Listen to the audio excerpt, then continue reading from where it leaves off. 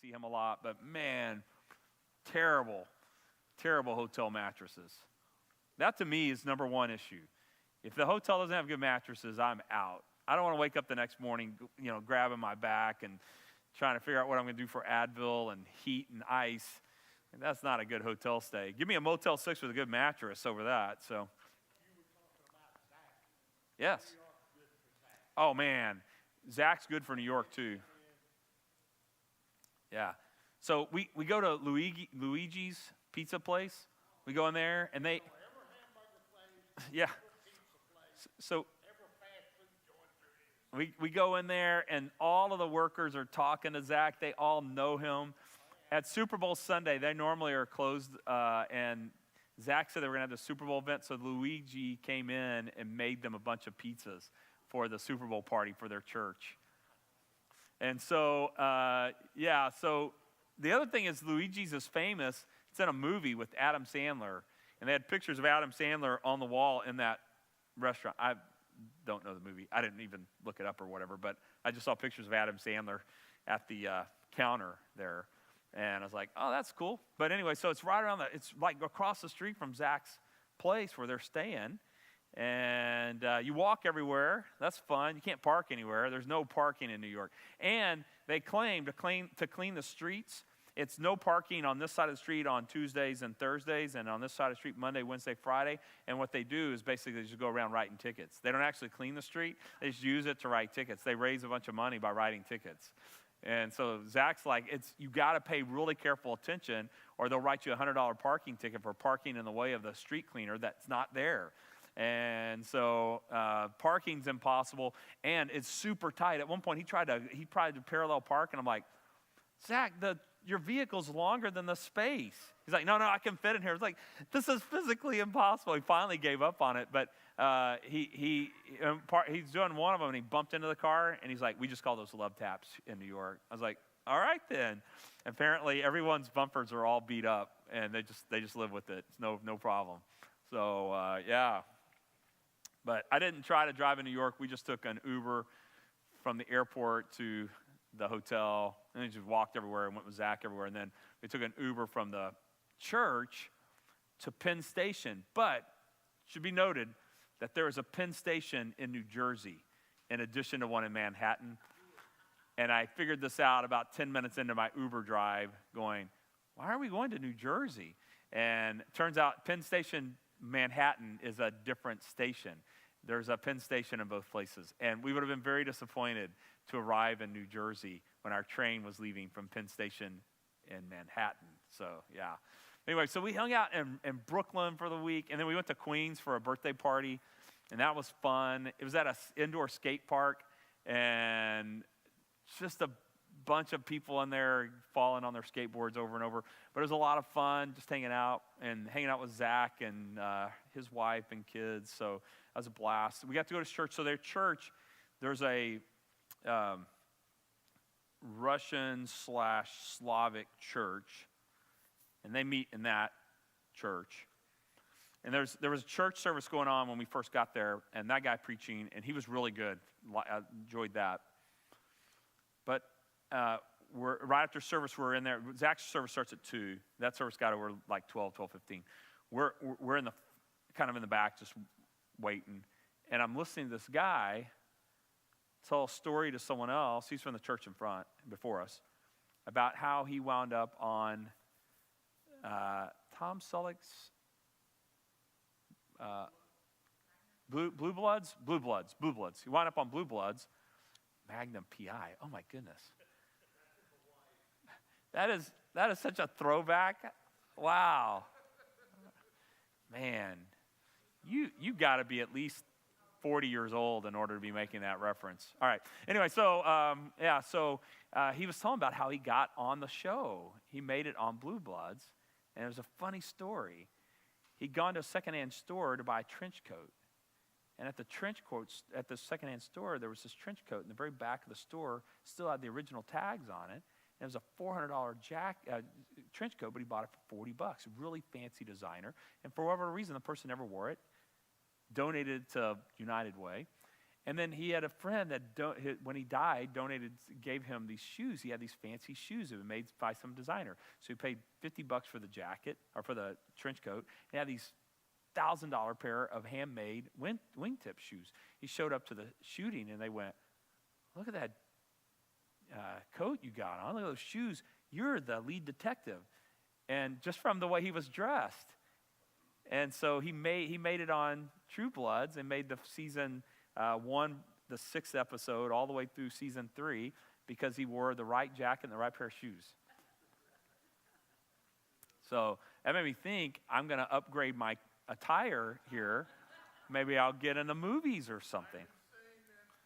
Oh, yeah, Chris wants me to wear a tie. Yeah, so if I wore a tie, I could become a televangelist. Is that what you're suggesting? All right. Yeah, that's, yeah. Well, I'm not going to aim quite that high, but all right. So is the Bible study notes somewhere? Are they on? I may need to restart Proclaim. We're in, there, okay. So we're in, there we go. Okay, so we're in the book of Revelation. We started chapter 6 last week. Richard did a great job, I'm sure, setting it up. And we have horses and horse riders, not just horses. There's actually people on the backs of these horses. So in chapter 6, verse 1, it says, Then I saw the Lamb broke one of the 7 seals, and I heard one of the 4 creatures saying with a voice of thunder, Come. I looked and beheld a white horse, and he who sat on it had a bow, and a crown was given to him. And he went out conquering and to conquer. When he broke the 2nd seal, I heard a 2nd living creature saying, Come. And another, a red horse, went out, and to him who sat on it, it was granted to take peace from the earth, and that men would slay one another with a great sword, and a great sword was given to him. When he broke the 3rd seal, I heard the 3rd living creature saying, Come. I looked, and behold, a black horse, and he who sat on it had a pair of scales in his hand. And I heard something like a voice in the center of the 4 living creatures saying, A quart of wheat for a denarius, and 3 quarts of barley for a denarius, and do not damage the oil and the wine. When the Lamb broke the 4th seal, I heard the voice of the 4th living creature saying, Come. And I looked, and behold, an ashen horse, and he who sat on it had the name Death, and Hades was following with him. Authority was given to him over a 4th of the earth to kill with the sword, and with famine, and with pestilence, and by the wild beasts of the earth. When the Lamb broke the 5th seal, I saw underneath the altar the souls of those who had been slain because of the word of God and because of the testimony which they had maintained. And they cried out with a loud voice, saying, How long, O Lord, holy and true, will you refrain from judging and avenging our blood on those who dwell on the earth? And there was given to each of them a white robe, and they were told that they should rest for a little while longer until the number of their fellow servants and their brethren who had been killed, even as they had been, would be completed also. I looked, and he broke the 6th seal, and there was a great earthquake, and the sun became black as sackcloth made of hair, and the whole moon became like blood, and the stars of the sky fell to the earth as a fig tree casts its unripe figs when shaken by a great wind. The sky was split apart like a scroll when it rolled up, and every mountain and the island were moved out of their places. Then the kings of the earth and the great men and the commanders and the rich and the strong and every slave and free man hid themselves in the caves and among the rocks of the mountains. And they said to the mountains and to the rocks, Fall on us and hide us from the presence of him who sits on the throne and from the wrath of the Lamb. For the great day of their wrath has come, and who is able to stand? All right, so a little bit of light reading for our morning. Okay, so I wanted to cover a few things. Richard covered some of this, but just kind of summary type material here. We start out, first of all, that we have the Lamb. Now, the Lamb is the one who was able to take the scroll and open the seals. Remember, there was a whole heartbreak by John, like, oh, no one's able to do this, and along comes the Lamb, the lion and the lamb that comes and takes the scroll. And it should be noted, actually, I'll give the note in just a second. The four creatures are involved throughout the book of Revelation. They're involved with worship in the chapters before, and now they're involved in this revelatory information, this kind of ongoing, hey, come and take a look, come and see. So the four living creatures, which I think we discussed represent all of creation, kind of summarized in these four living creatures. Are they angelic beings? We're not sure, but whatever, they're playing this role in terms of worship, but they're also playing this role in part of Revelation. And they seem to be communicating with John or allowing John to peer in as they're communicating. And so he says, the Lamb broke one of the seven seals. So we've got this scroll, our book-type structure, big scroll, and it's got these seven. Think of them as pieces of wax or tape or something like that have sealed, and he's breaking them. And these are not the information in the scrolls. These are just the precursors to the scroll being read. So that's the other thing we should know. Nothing's being read from the scroll yet. We're just opening the thing up. So I think that's important. It's not the information in the scroll yet. All we're doing is breaking the seals. And as the seals are broken, these things happen. All right. So this comes from the baker. Well, this is my edits to it. Now the one who is worthy has appeared to open the scroll. The events will now begin to unfold. Observation, the scroll cannot be opened until all the seals are broken. Therefore, Revelation 6:1 through 8:1 is a series of preliminary judgments to usher in final events. In other words, we're not into the final events yet. The scroll supposedly contains these final events. These are precursors for that, all right? Now, again, when you think these things are unfolding is absolutely driven by your perception of how end times, biblical end times, is seen. If you're a preterist, you believe all these things have already happened.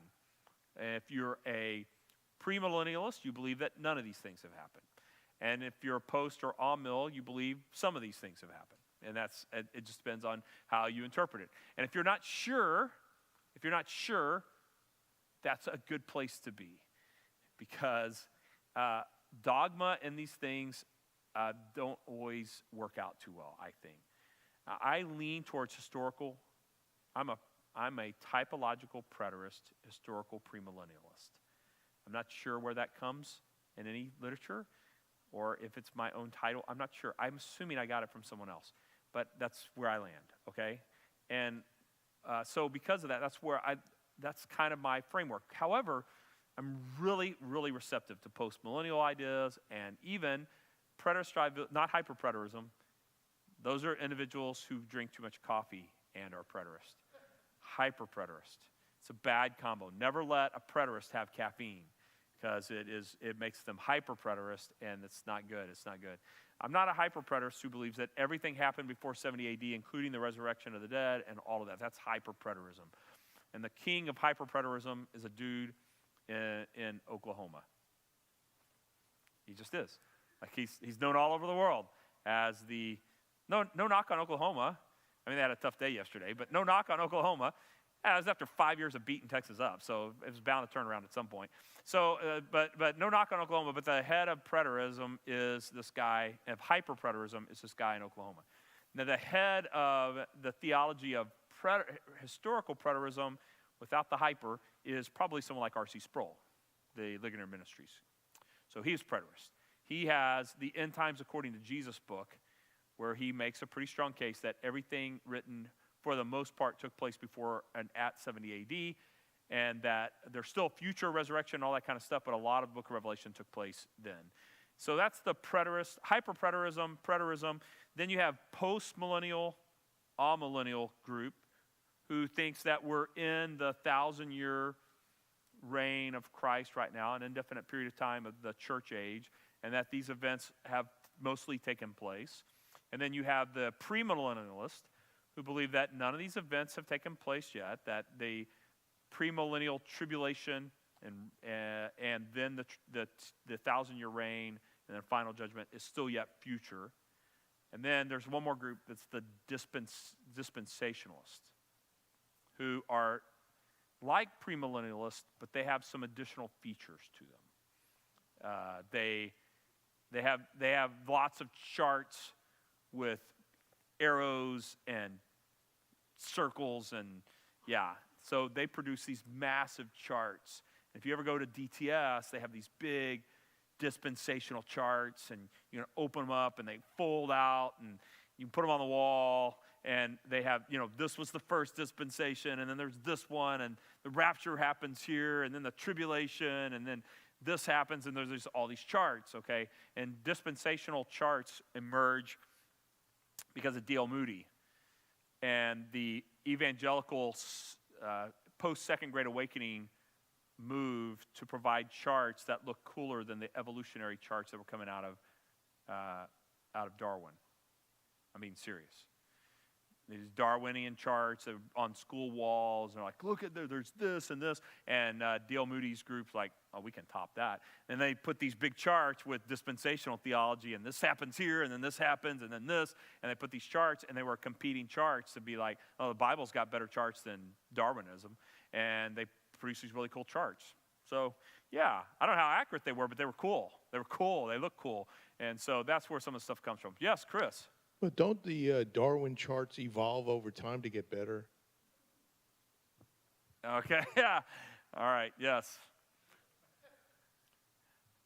So here's the problem with this text is that I just gave you 6.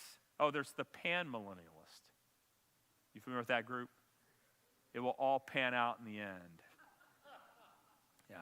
I have an affinity to that group, to be real honest with you. I don't like fighting over these eschatology things.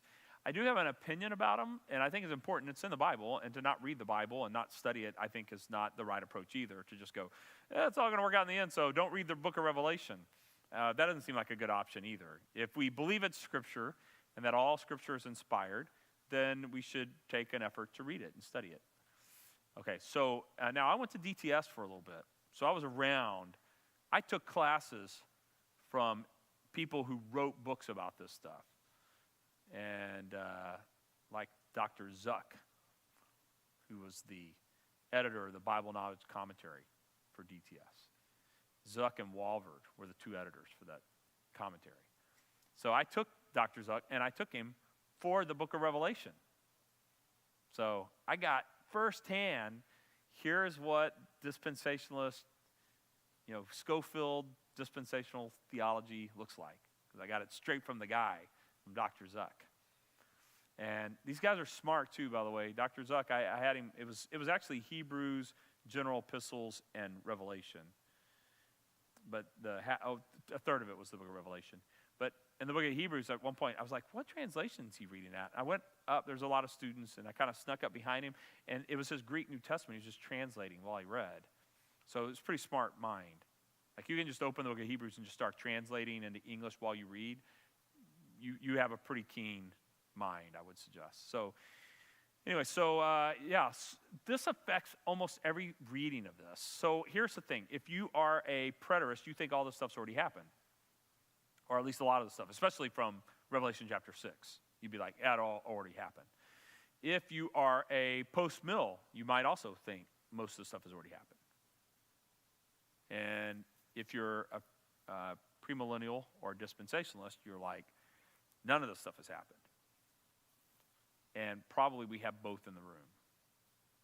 I know when we did a book study with our guys that meet on Wednesday night called The 3 Views of the Millennium. And all 3 views were represented in the room. And we never got in a fight. There were no fists thrown. It was fine. It was fine. So, all right.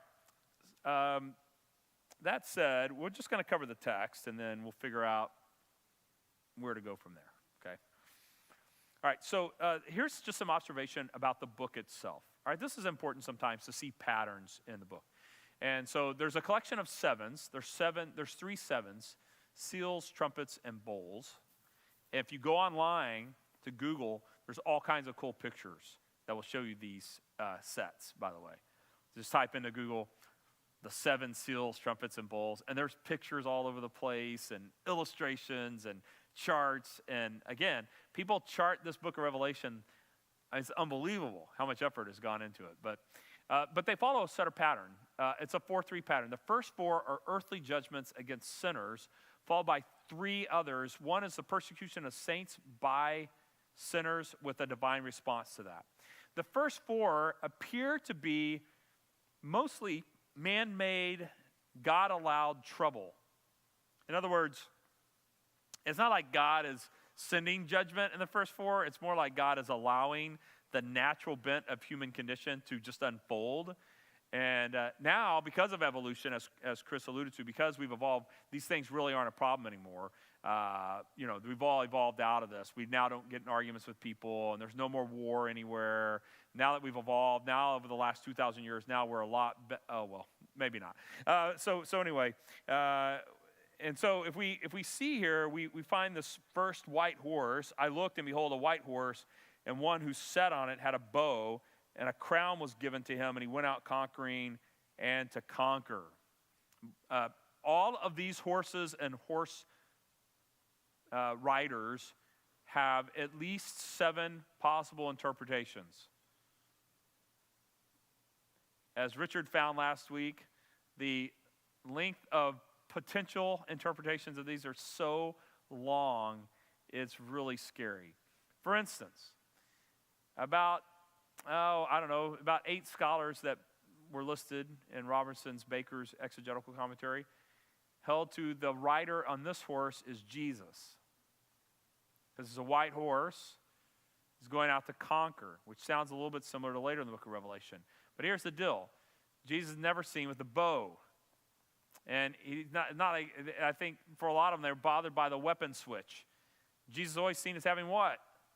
Sword coming out of his mouth, right? So it seems like this isn't the case. In fact, the Robinson argues that this is an allusion to one of the biggest enemies or adversaries of the Roman Empire, the people from the Parthians, I guess how you would say it. Anyway, from Partha, in northern Africa, where they invaded. I think the most famous one, Hannibal the Great, who rode elephants over the Alps and surprised Rome. And they're like, what is that animal? And it was too late. Yeah. And so the writer that I was reading said it has the imagery of that, and it's like Rome's biggest opponent is pictured here. But I was like, I don't know. That seems like a big leap, too. Do you think John's really worried about the political and military arrangements or Jesus is between the northern Africa and Rome? I don't know. Maybe. To me, it just seems like war is going to happen, and humanity has this propensity to take up arms and try to dominate one another. I don't know if you noticed this. It was bad, but then in the 20th century, it got a lot better because of evolution. And the 20th century saw almost none of this. So, oh, wait. Well, the war to end all wars, that took care of it. Yeah, 1918, and that was it. So, see? John's text is so out of date. Okay, wait. There was the World War II thing. I think 50 million people died in World War II, something like that. 9 million of them, Germans just killing them because they didn't like them. Jewish or disabled or some other gypsies. Yeah. But then after World War II, we learned, we got the UN, that fixed it. No more warfare. That was good, right? Oh, Korea, Vietnam. I'm just telling you, man, this book reads like, at least now, in the year 2022, war's finally going away.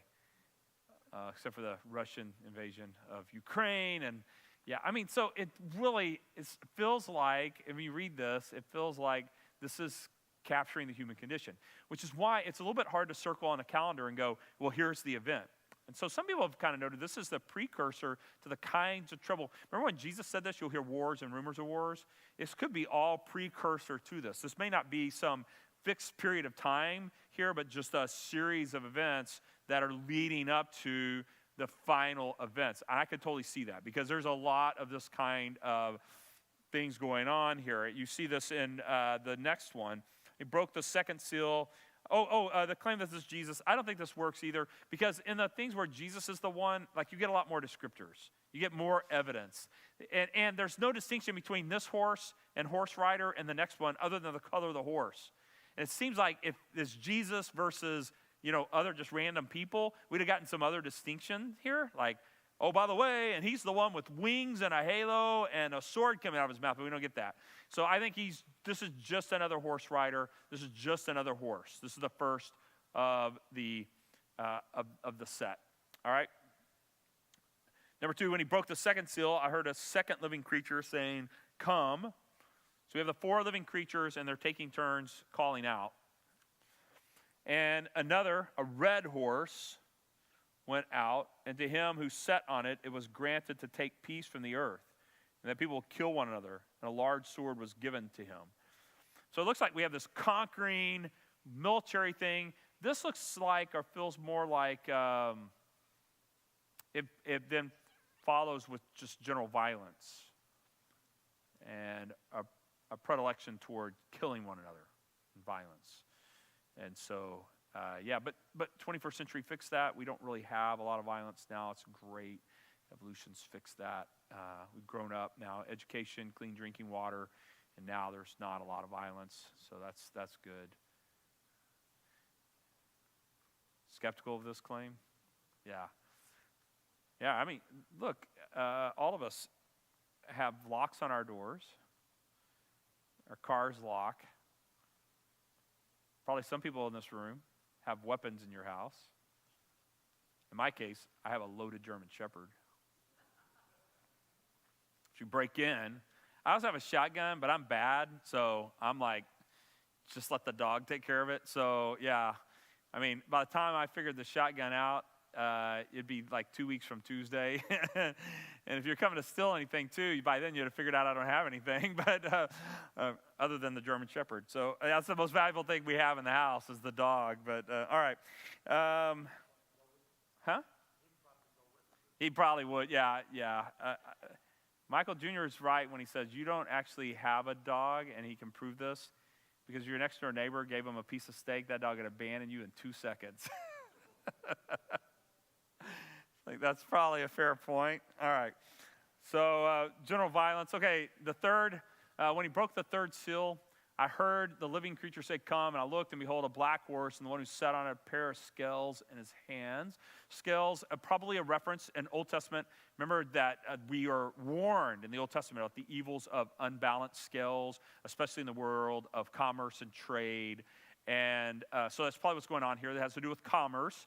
And in particular, the commerce has to do with buying food, wheat and barley, but you can still, without too much money, get you some oil and wine. So you're broke, but you can drink some wine to take the edge off, I guess. I don't know. But yeah, this is the idea that inflation. We have hyperinflation is somehow been introduced to this environment. And so I will say this has led to lots of speculation, because people will look at the newspaper right now and go, wow, inflation's 8%. Maybe this is the end times. This is going to surprise you, but in the last 2,000 years, there have been a few other moments of high inflation. In fact, there have been a few other moments of high inflation that make 8% look pretty favorable. So I wouldn't get too excited about that. Could Jesus, could the end times be starting to usher in? Of course, Jesus can come back and all those kind of things. But I'm just saying, be careful about reading a headline and then reading Revelation 6 and going, oh, this must be this. I see this kind of speculation all the time. I saw speculation the other day about Russian invasion on the Ukraine, how it fits some particular passage in the book of Revelation.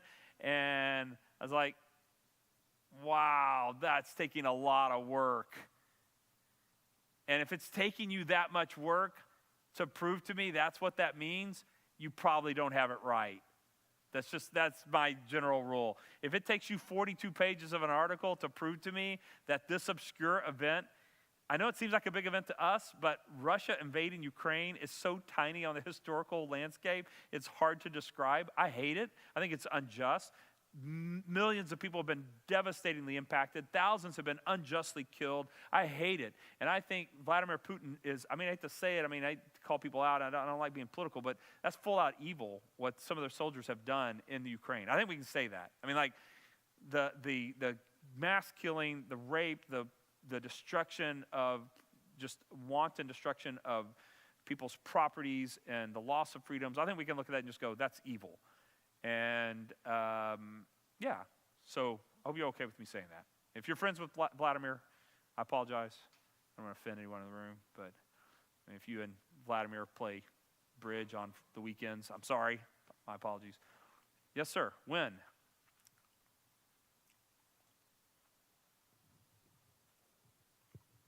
I don't want to get off track, but I wonder if you saw, I saw a clip this week, I guess it was this week, really recent. The patriarch of the Russian Orthodox Church was offering forgiveness of sins for anyone who went to fight.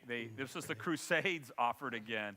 They offered complete remission of sins if you go die in the Ukraine in service of your country. Or you didn't even have to die. I think you could come back alive and still have them forgiven. So, yeah, they offered, it's basically the Crusades relaunched. Yeah. So this history of violence, and that violence actually introduced this equation of, you know, we have this conqueror, we have violence, and now inflation. It seems like the kind of similar pattern, maybe throughout history. I know Germany's inflational, if you've ever studied Germany post-World War, the inflation there was unbelievable. Like, you needed a wheelbarrow full of bills to be able to buy bread. Inflation was in the thousands of percentages, not 8%, like 8,000%. And so we saw this in Zimbabwe, by the way. Zimbabwe, Mugabe was the president there, and he had a policy that really introduced a lot of inflation.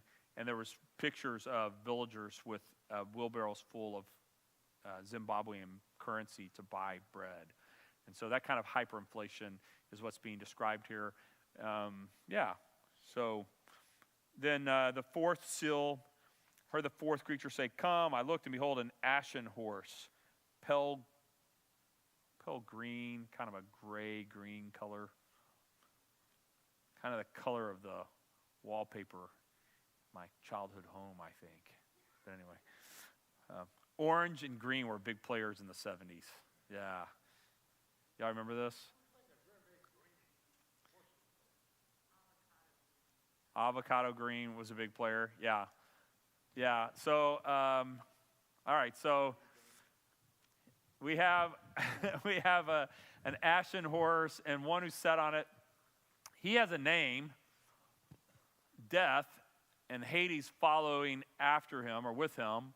Authority was given over a fourth of the earth to kill with the sword, famine, plague, and by wild animals of the earth. Again, we are still we just started here, and this is trouble. Now, again, even if you're a historical premillennialist like I am, I feel like these are precursors to these culminating events that will come later. But these things have been unfolding. Jesus himself said, you'll hear these kinds of things. These are all just birth pangs of a corrupt world. Interestingly enough, I meant to mention this too. So during Domitian's reign, 92 AD, there's a huge famine. And he issues an edict to dig up half of the vineyards and plant wheat and oats in them to offset the loss of bread. And it was really controversial, and some people have kind of associated that 92 AD with the potential of this third horse of the cost of wheat and barley going up, is that he had wheat and barley planted in, there was a law that if you had a you had a vineyard, you had to dig up half of it and plant wheat or barley. You had to. So some people have kind of alluded to this 92 AD being a current event for John. Yes? That seems plausible because he's talking about do not damage the oil and the wine. You'd be damaging wine by wiping out your vineyard, right? Yeah, that's true. Yeah, so I guess, but some people just kind of associated with it. I don't know. To me, it seems more like a broad, life's tough, and famines are going to happen, and getting food is at times going to be really challenging. We see this, by the way, in sweeping times in Europe during the time of the 1200s, 1300s, 1400s, mass problems with food availability. Global cooling was a big problem for Europe at that time. growing seasons were incredibly short. They were so brutally cold that a lot of crops wouldn't survive. Cold seasons would hit early, catch the crops before they were finished. And so you see this kind of thing throughout the world at times. In Boston, I think it's a weird exhibit, but it's right across from the meeting hall that the Bostonians met in to say, let's do this thing. And but right across from it, there's this statue and this monument dedicated to the potato famine. It's a weird, like, what in the world? But what had happened is a lot of the potato famine people from Europe came to Boston, and that's why they dedicated that there. But it's just a reminder, yet again, like this is, every time we turn around, there's these statements of, or these moments in history of famine or high inflation or things like that. So the Great Potato Famine is noted in a monument in Boston.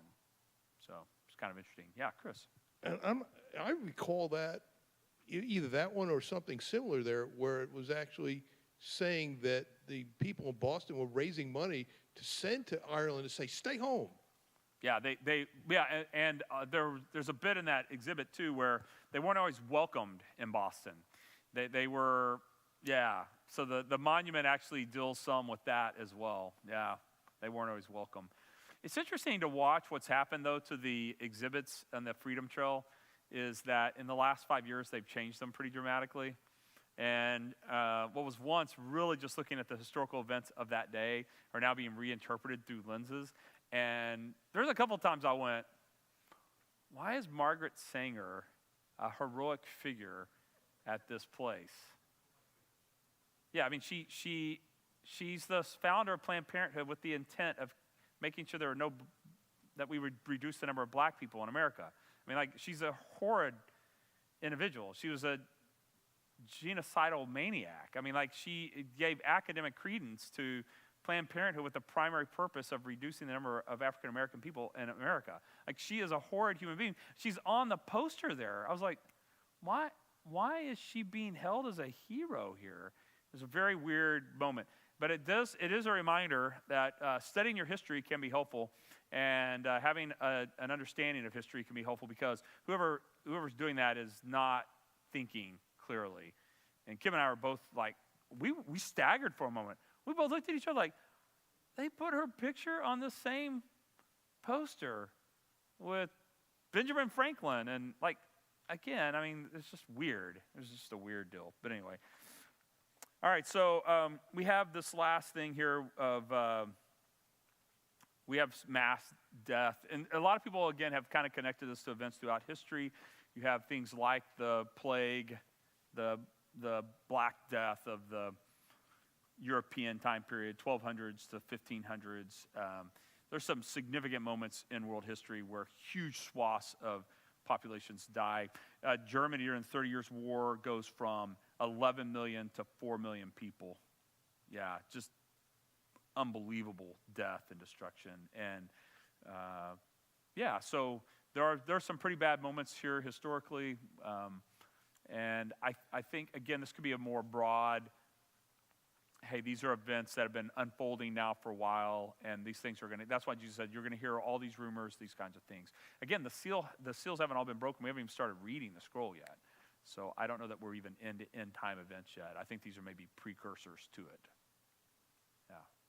All right. So here's the 4 horsemen. We have a white horse, a red horse, a black horse, a pale horse. And this comes here from the Baker exegetical commentary, Osborne. I thought it was really good. These 4 horsemen flow together as the action proceeds from the lust for conquer to civil war to famine to pestilence and death. In this sense, God is not so much pouring down judgment on the earth as allowing their depravity to come full circle. This is a common theme in this book, as sin turns upon itself and self-destructs. I thought it was a pretty good observation. So, and I think historically we have seen this. We have seen throughout world history this kind of self-destruction due to human sin, right? Due to human sin. So, yeah. All right. It's 10:40. All right. I want to mention to you, there's a parallel text in Zechariah. 1, 7 through 11, and 6, 1 through 8. If you've ever read the book of Zechariah, which you may not have, the pages may be crisp in your Bible there, like still kind of sticking together. Some of you are like, what are you talking about? I read it on my phone. It's not crisp on the phone. That'd be weird. You get a screen cleaner for that. But anyway, so this text in Zechariah, they are very similar. And I wanted to read them to you. But here's the thing. Here's the thing about Zechariah. It is a really difficult book. It is the most apocalyptic book of the Old Testament. Apocalyptic meaning dealing with end times, heavily symbolic, all those kinds of things. Same as the book of Revelation. And I mentioned this book mainly because what we find in the book of Revelation, I think at times we think is unique, like there's no other writing like it. Only to start reading and find out there's some Old Testament references that actually read fairly similar. Zechariah, the book of Daniel, we see it even in the teachings of Jesus and the Olivet Discourse. So here's what it says. On the 24th day of the 11th month, that is, the month of Shabbat, in the second year of Darius, the word of the Lord came to Zechariah the prophet, the son of Bachriah, the son of Iddo, as follows. I saw at night, and behold, a man was riding on a red horse, and he was standing among the myrtle trees, which were in the ravine, with red, sorrel, and white horses behind him. So there's our 4 horses, 4 colored horses. Then I said, what are these, my Lord? And the angel who was speaking to me said, I will show you what these are. And the men who was standing there among the myrtle trees responded and said, these are the ones whom the Lord has sent to patrol the earth. So they responded to the angel of the Lord who was standing among the myrtle trees and said, we have patrolled the earth, and behold, all the earth is still and quiet. And that's kind of interesting. Zechariah chapter 6, so move forward now.